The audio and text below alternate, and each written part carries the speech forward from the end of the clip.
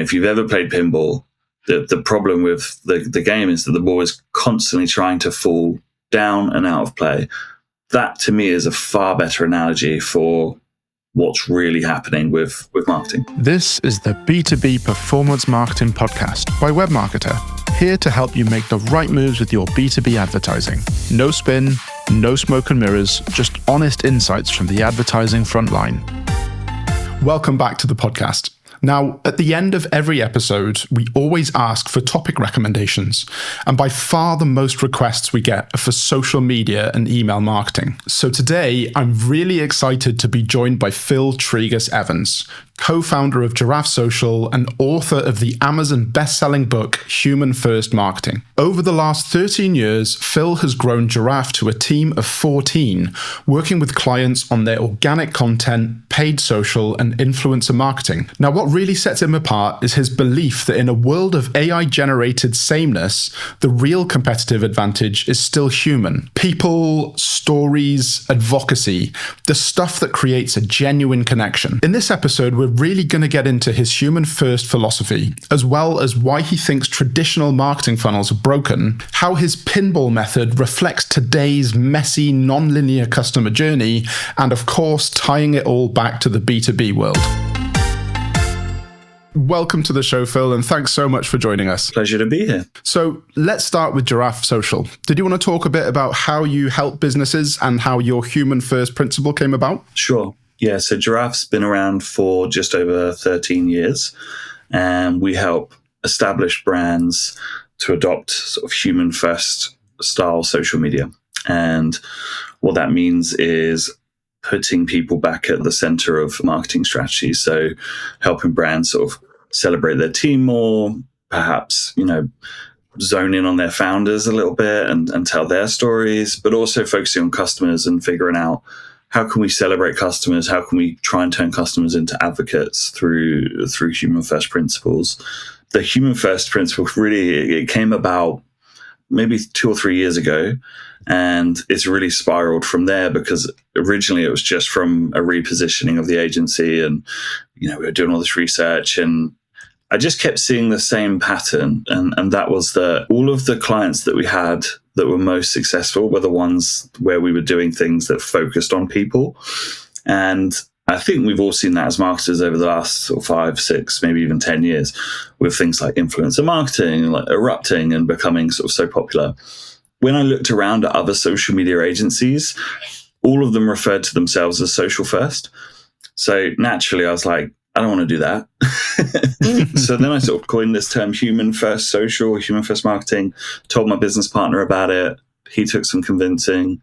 And then the more we sort of spoke about it, the more I was like, yeah, I think this is a thing. And then, yeah, it kind of spiraled from there. And the more I looked into it, the more I thought, do you know what, this could be a book. And I've kind of always wanted to write a book. So I've just been waiting for the right topic that I felt passionate about enough, knowledgeable enough, but also willing to dedicate probably 1,000 hours that it took to write and edit and bring out. And that really helped Giraffe as well, because through the writing of the book, it allowed me to build a framework that we could use as our suite of services and redevelop our strategy documents based on the Human First framework. So yeah, it all sort of tied in really nicely. It's really impressive because you self-published the book as well, right? And then you actually used the principles that you talked about in the book to market it, and it became an Amazon bestseller. So first off, massive congratulations. Thanks, man. Tip my hat to you on that. And secondly, did you want to talk us through the process? Yeah, sure. So I had absolutely no idea what I was doing. So I learned along the way by making mistakes. And my advice always to any entrepreneurs who ask me about something, about advice for being an entrepreneur, it is always to find people who've done what you're doing or trying to do and learn from them. So that was the first thing I did. I'm lucky to know a few people who've written books, a few people who've self-published, a few people who've traditionally published. So I just immediately messaged everyone, was like, look, I need to speak to you. Can we have a chat? Pick their brains, ask questions, ask what they wish they'd known before.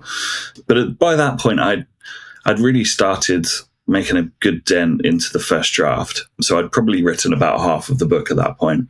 And one of the bits of advice that I got was to build a sort of a first reader cohort. So like a group of people who I trust to read the book at an early stage and rip it apart, essentially.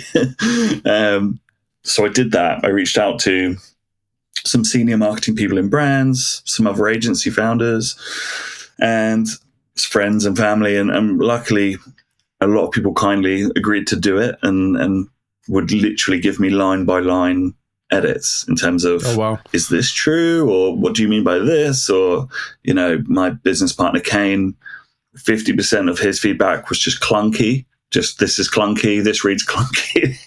So we still joke about that now. So that was really valuable. And so I did a first draft, a second draft, then it got sent to the cohort. So then I did the third draft. And then I worked with a professional editor, and that was then the fourth draft. And then it was one final read through and actually putting it out. So it was a long old process. I realized early on that if I'm writing a book about human first marketing, I have to use human first marketing to market it. Yeah. Otherwise, I'm a fraud. So, as someone who'd never marketed, wow, actually, that's not true. We've worked with authors before at Giraffe, but, obviously marketing my own book.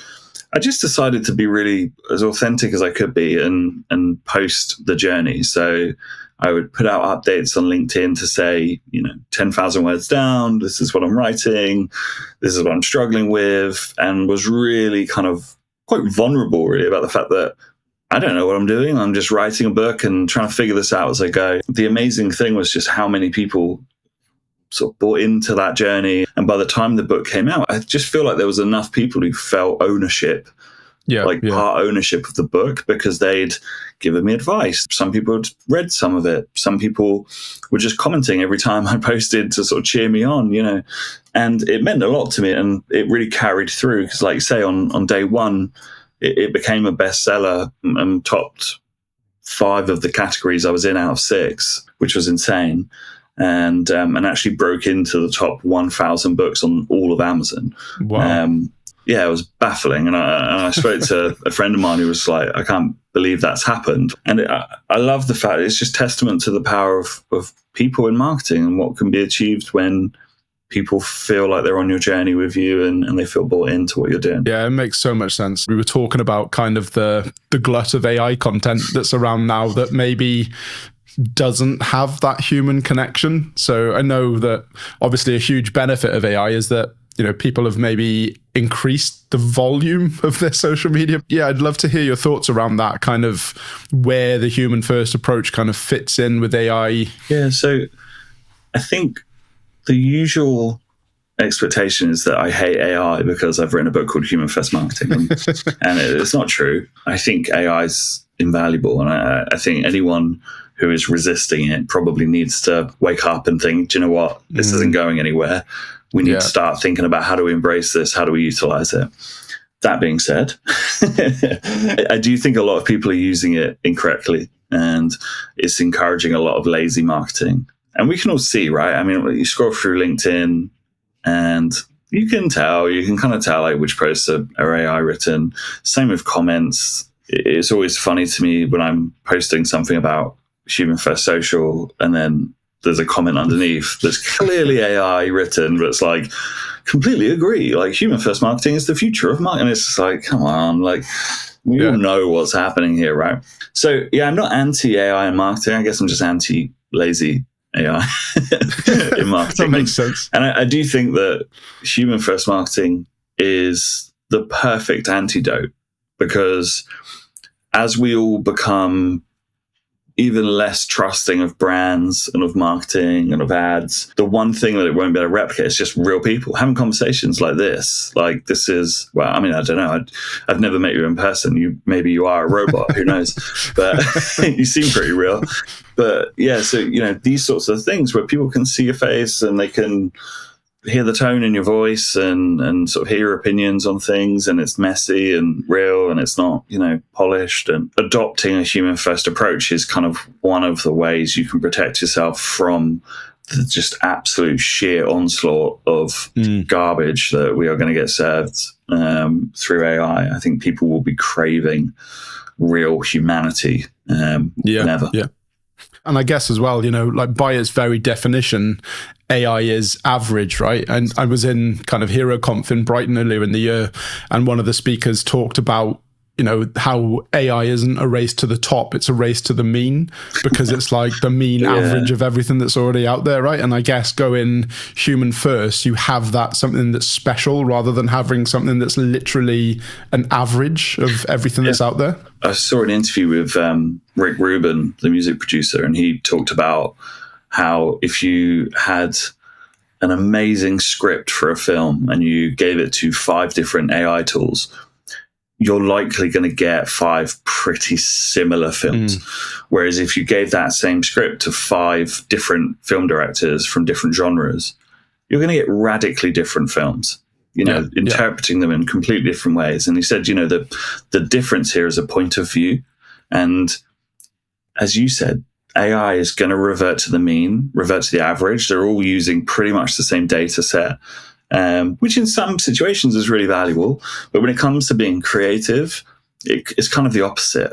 Every person has had a different life, different experiences, and all of that comes through in their work, whether that's writing or marketing or, in this case, film directing.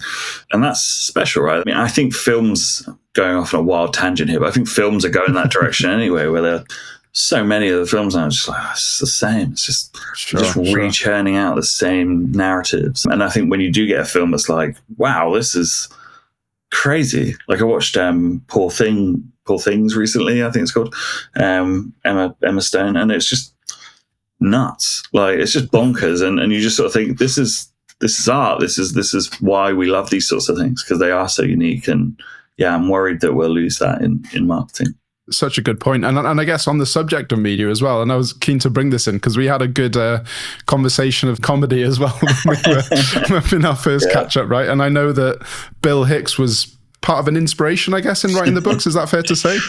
Yeah, maybe. Inspiration might be a bit strong. I discovered Bill Hicks when I was quite young, probably too young on reflection. And his comedy just blew my mind. I think growing up in the UK and being a young person, you're really just seeing comedians that are on TV, like famous UK, like Peter Kays and these sorts of characters who are all quite safe. And then suddenly there's Bill Hicks and he's just tackling topics that you're like, whoa, like I didn't know people can do jokes about this sort of stuff. He has a bit about marketing. He asks the crowd if anyone's works in marketing, and then people put their hand up and he's like, right, kill yourselves.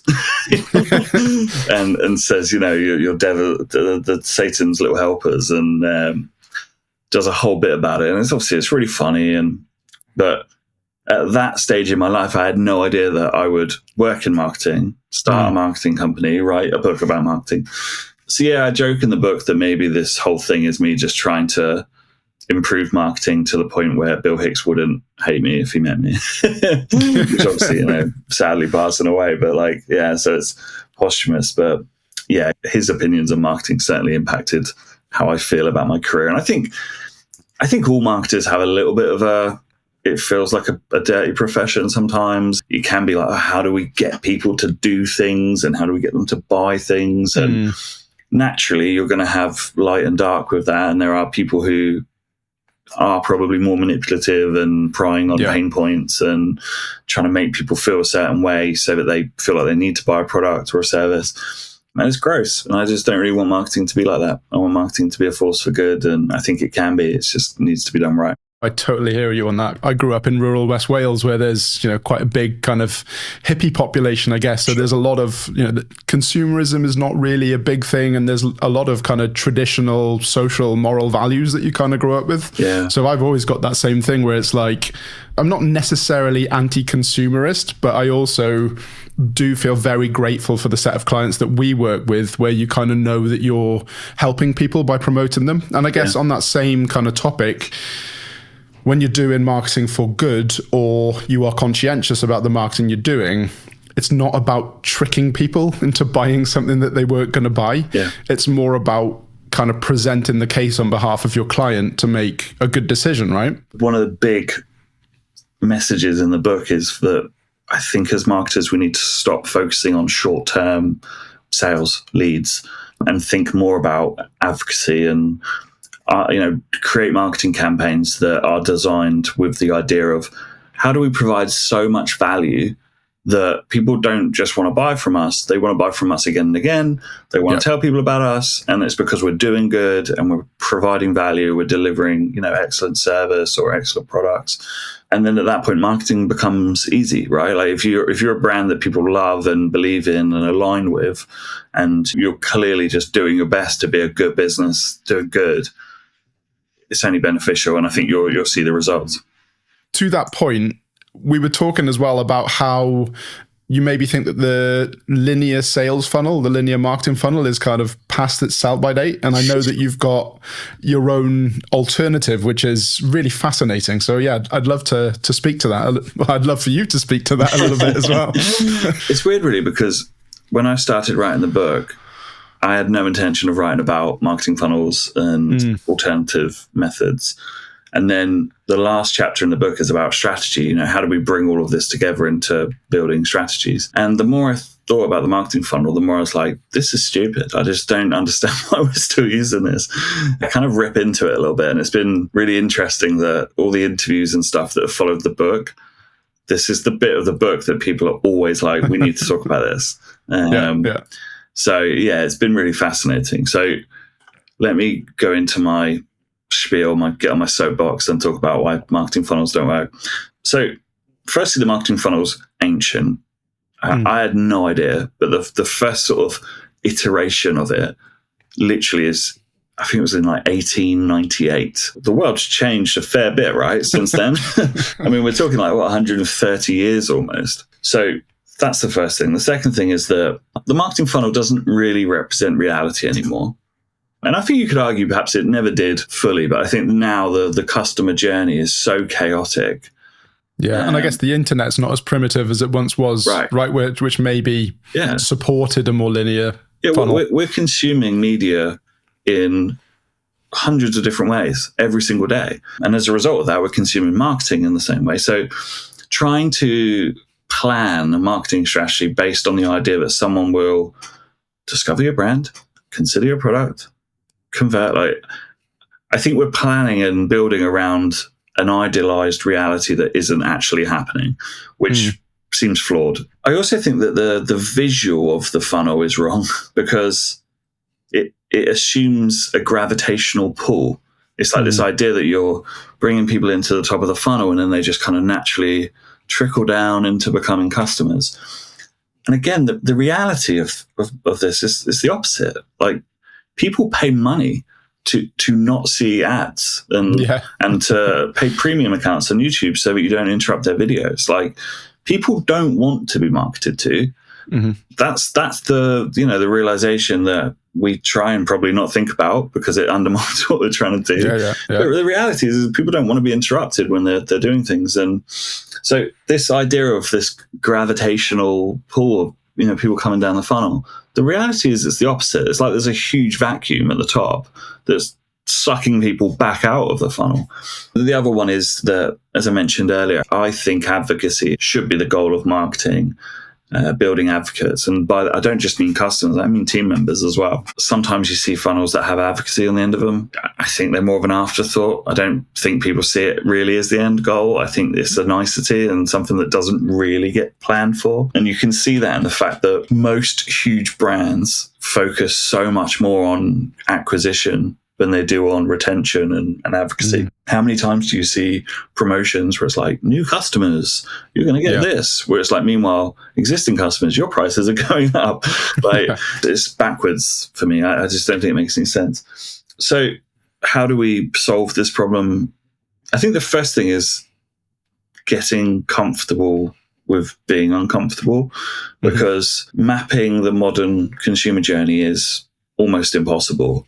Because it happens online, offline, it's happening everywhere all the time. So it's impossible to know if someone saw your TV ad and then they Googled you, and then a week later they followed you on Instagram, and then a week later someone mentioned your brand to them, and then they heard you on a podcast. Like, it's impossible to track this. It's, unless we start microchipping people, which, maybe we will, but, like that's hopefully not. But, there's no real way of tracking this. The first thing is to let go of that control, that feel of needing to have control. I guess as well, if you were able to track it, even more difficult would be knowing which one was the one that drove the sale as well, right? Because you can't track that by engagement. That's like an emotional trigger, right? Yeah, exactly. The data and stuff allows us to track more and to, every social network's got their own complicated attribution model and, compare it with Google and these sorts of things. But ultimately, I think we have to get comfortable with the fact that we can't really track and measure these things. So the idea I have that I am more and more behind, and it's something we're using at Giraffe, is what I'm calling the Pinball Method. And this is the idea that your consumer is going to bounce around like they're in a pinball machine, and we have to accept that and plan for it. So the first thing I've done is I've flipped the funnel to solve the gravity problem. If you've ever played pinball, the problem with the game is that the ball is constantly trying to fall down and out of play. That to me is a far better analogy for what's really happening with marketing. Your customer is not wanting to be marketed to, they're forgetting about you if they've not seen you for a bit. So it works in that sense. There's still almost a funnel element in the sense that there's 4 stages, and it's awareness. I've got rid of consideration because I feel like consideration, conversion is too both salesy, and I think marketing's going in a different direction. So consideration has become engagement and actually having meaningful conversations with customers and potential customers. And then it's conversion, and then it's advocacy. The idea is to build a marketing strategy that is designed to keep your customer or the ball in play. And knowing that they might see something that's sort of a tactic at the awareness stage, and then they might see a conversion stage, but then they might go back down to awareness and then engagement and then back down to awareness. And we have to sort of accept that that's the reality. That's the world we live in. So we need to design marketing that allows for that and sort of caters to that customer journey. Yeah, I could talk about it forever. And I realize we only have a limited amount of time, but it's, that to me is a better representation of what's really happening for the consumer. And I think if you start with that when you're developing strategies, you're probably a bit closer to reality. Yeah, and it makes so much sense to me. It's really, really smart. And I really think a lot of it. And especially in a B2B context, where like a buyer will be in that buy-in phase for typically a much longer period of time. And in many cases will be making a decision that costs more money, is harder to implement, is harder to back out of once they're kind of fully committed. So I'd love to hear your thoughts on maybe a bit around how the Pinball Method works in B2B. Like, I think one of the things for me is obviously in a B2B audience versus many B2C audiences, I know it's not always the same, but a B2B audience will typically be smaller and more specialist and maybe harder to find. And also maybe a B2B marketing team might typically be smaller and kind of further stretched in many cases as well. So yeah, I'd love to hear your thoughts on that. I think human first marketing actually arguably works better for B2B than it does for B2C, especially the sort of team side of it. So we work with lots of brands where we've been brought in because they need help with employee advocacy. They need help with their executive teams. We help multiple executive teams manage their LinkedIn presence and these sorts of things. And you're completely right when you say that the buying cycle in B2B is, it can be years, right? We've signed clients before that got in touch 3 years ago, and we've had multiple conversations over those 3 years, and eventually it's turned into some work and a project. And I think the whole idea of providing value as well really suits B2B. Because, usually if you're a business selling a service, you're probably trying to solve a problem. So if you can demonstrate frequently through multiple media forms, whether it's a podcast, whether it's your team posting, whether it's, the founder posting or speaking at an event or, any of these things, if you can consistently provide value, people are going to think, wow, like this is what they're giving away for free. How good must their service be? I mean, they've already taught me loads of things that have been really helpful and have worked.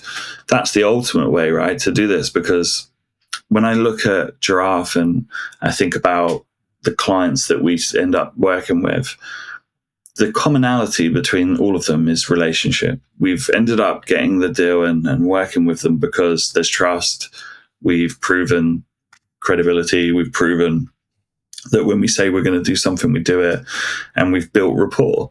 And, people forget that businesses, whilst they have a logo and they have, all these, like, some of them have mascots and all these sorts, ultimately it's people. It's a group of people. And in B2B, it's just one group of people trying to provide value to another group of people. We forget that sometimes when we're hiding behind logos and thinking about brand personas and this sort of stuff. I'm not saying that branding isn't important, because I think branding's fascinating, but we need to be presenting the people in the team. Like, I think about it from Giraffe's perspective. If I was hiring an agency, I'd want to meet the people. And I think everything in our marketing is about how do we get our team to be front and center. So they're on the podcast, they're in the YouTube videos, they post on LinkedIn, they engage with our posts. Like, we're always looking for ways for people to meet our team, because our team are awesome, and ultimately that's who they'll be working with. So it's important to get those people out, because that's what's going to build the trust and the rapport. I think a Human First naturally lends itself to B2B, and the Pinball Method is the same, because you can think about all these little value adds that you can do at the different stages. And even when you get to things like conversion, I'm a big fan of, like, thinking less about how do I get someone to put in an email? How do I trick, oh, you want this resource? Okay, like, comment this and I'll send it to you. And like all these kind of like little tricks that I just, they feel a bit cheap to me, to be honest. And I don't think they're building relationships. I think they're just trying to get an email address that they can then spam for months. Replace that with value. Like, think about how you can provide value. And at the conversion stage, think about how you can remove friction. How do you make this easy for them? Not how do you trick them into doing it, because that's when you're going to get buyer's remorse. Thinking a little bit more about how do we remove all of the barriers, all of the friction where it just makes logical sense to work with us. And that's what we're always kind of asking ourselves at Giraffe. I get that there's this demand generation or brand marketing versus performance marketing kind of thing. And like, I don't really buy into that. I'm kind of lucky that I graduated as a graphic designer. So I kind of moved over from that side into the performance marketing world. But they're both super important, right? If you do 100% demand gen and 0% conversion focus, well, you're not going to get any sales. And if you do 100% performance and 0% demand gen, well, guess what? You're still not going to get any sales. It's a balance, right? It's a balancing act. Yeah. We do performance marketing at Giraffe, and it's successful. And we have clients where that's all we do for them, and we drive sales, and ads work. I still have issues with some ads and some practices, but you can't argue with the fact that they do work. But interestingly, when we have a client where we are, and I'm going to talk about funnels now, which people are going to be like, what a hypocrite. But when we are focusing on like bottom of funnel, conversion type advertising, if it's just that we're focused on, it almost never works as well. Whereas when we are brought in to implement like human first marketing and we're doing more awareness and engagement stuff, the bottom of the funnel benefits, they complement each other. So that's really an important clarification, is that you can't really just do one. You do still need to have performance and brand for sure. Yeah, right. And it's the quantity versus quality argument again, isn't it? It's like when you're doing performance, if you were like looking at it in air quotes, true performance, as a true performance lens, you'd be going like drive the cost down, drive the cost down, drive the cost down. But actually there's two levers, isn't there? There's like paying less, but there's also pushing the percentage up. And I guess if you're doing more value and advocacy building at the top, well, you can still pay the same for the traffic or the conversion, but you're going to be pushing the percentage of the conversion rate up, right? So same cost traffic, but higher intent, higher value, more engaged people moving through the funnel. we'll call it that. It's like Voldemort. It's like the thing that must not be named. Yeah.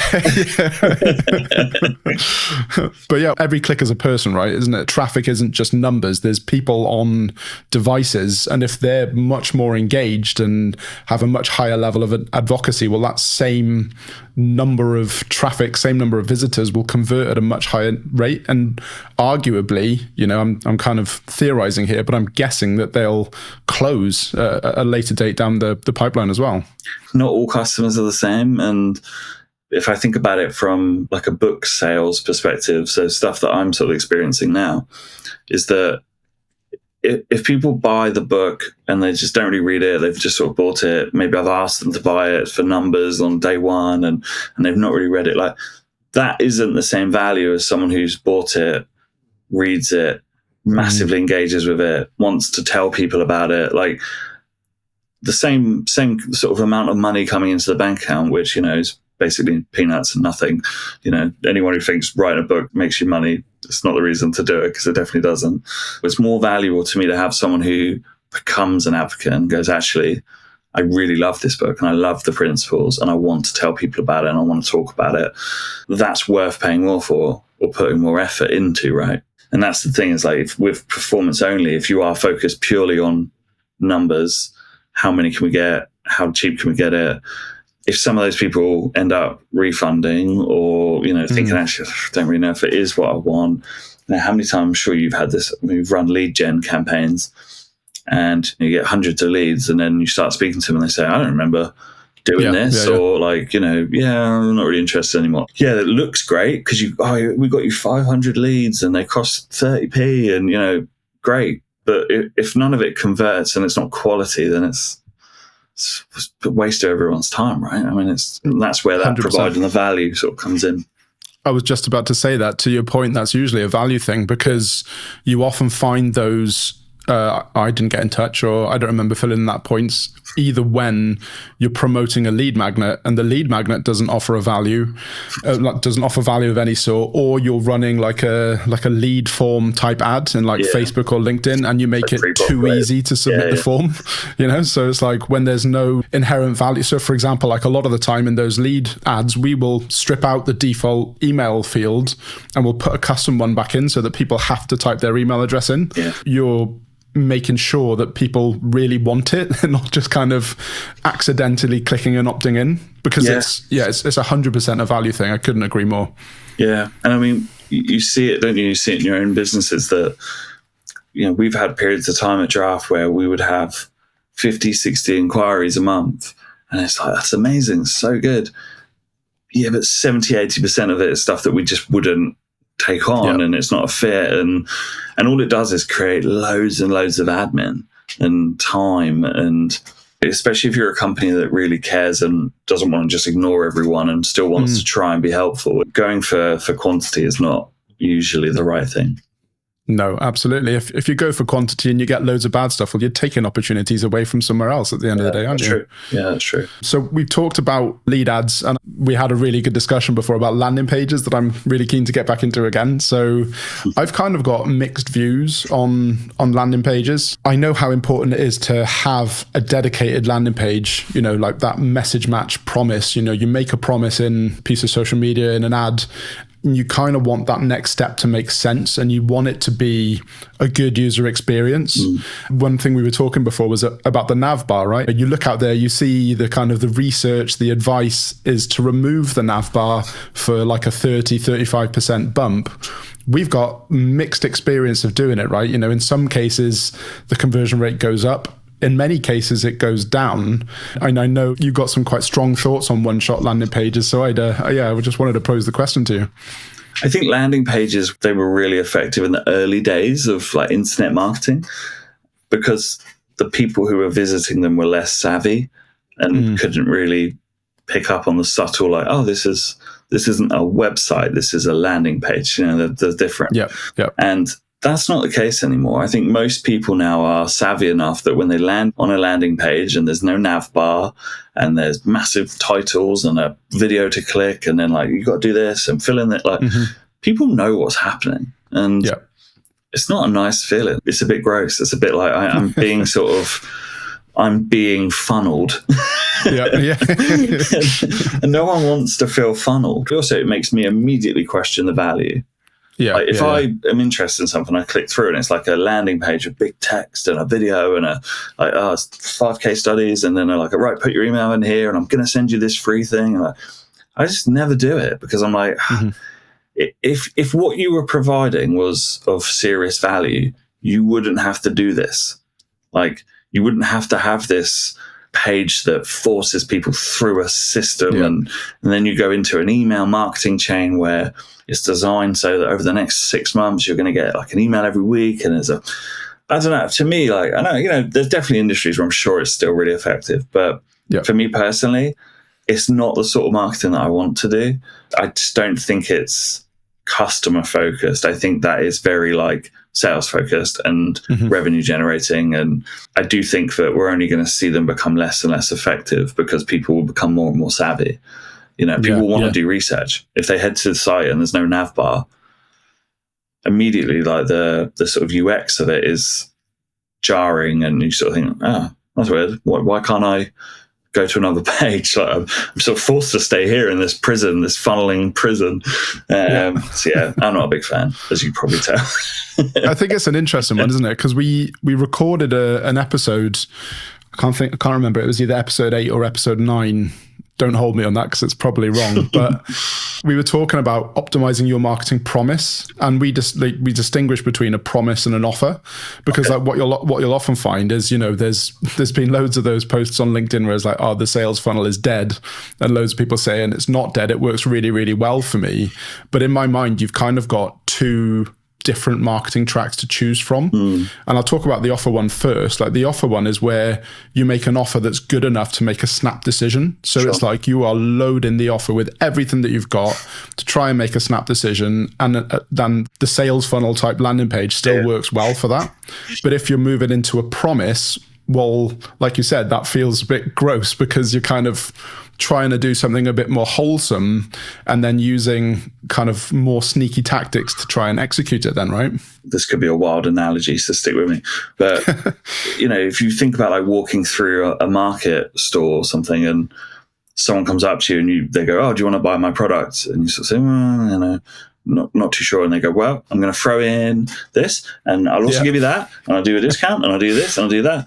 Your perception of the value of what you're getting just goes through the floor because you're just thinking, why are you giving me all this stuff? Like, this can't be good, can it? Like, whereas, I think if you go to another market store and they say, look, this is the price, this is what we offer, it's the best one in the whole market, and that's why we charge what we do, and it's why people pay what we do.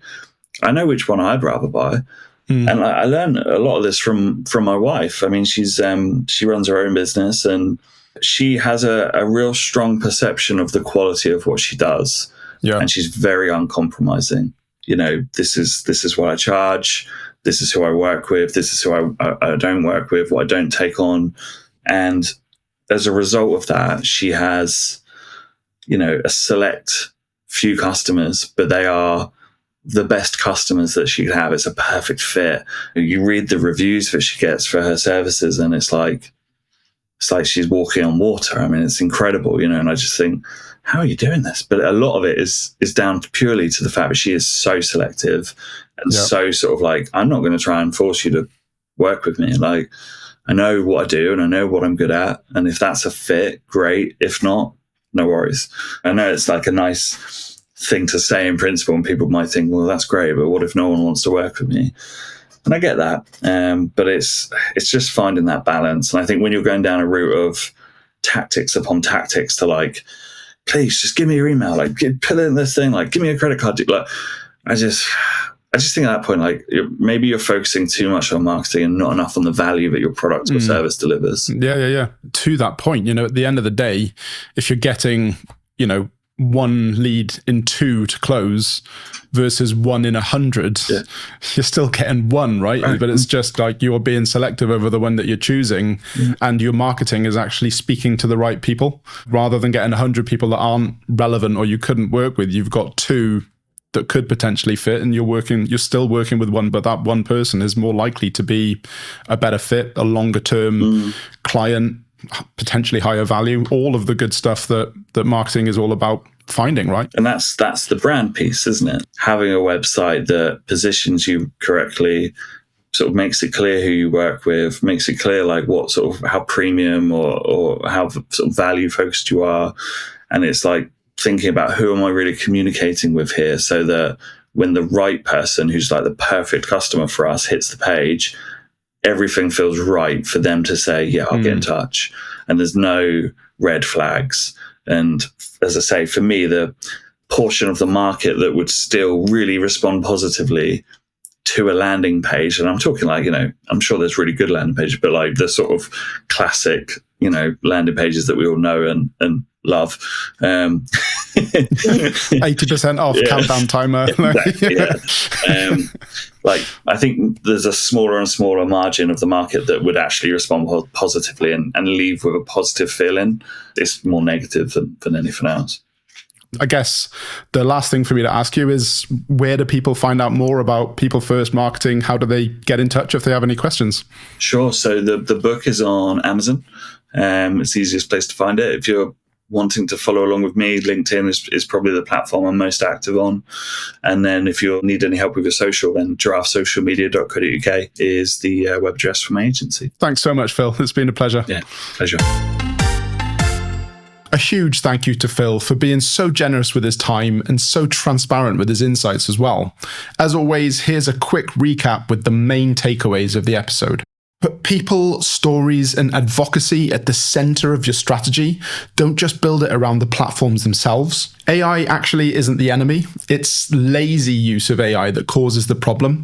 So remember, the real differentiator is the human or the humans in the loop. Now, I found this one particularly groundbreaking. Phil talked about how the traditional marketing funnel and its downward triangle shape implies a gravitational pull towards conversion, whereas his pinball method completely flips this on its head, putting the bottom of the marketing funnel at the top, and makes the goal more about keeping people in play rather than assuming that they're going to naturally filter through. He also talked about how advocacy is just too easily overlooked, that we should be celebrating our customers and employees who genuinely believe in what we do, looking for that right fit rather than chasing short-term wins. And everything we discussed is especially important in B2B, where buy-in cycles are longer, stakes are higher, more stakeholders are involved, and relationships are very often human to human. If you found this episode useful, please leave us a review. Our goal is to remove the smoke and mirrors from the B2B advertising world,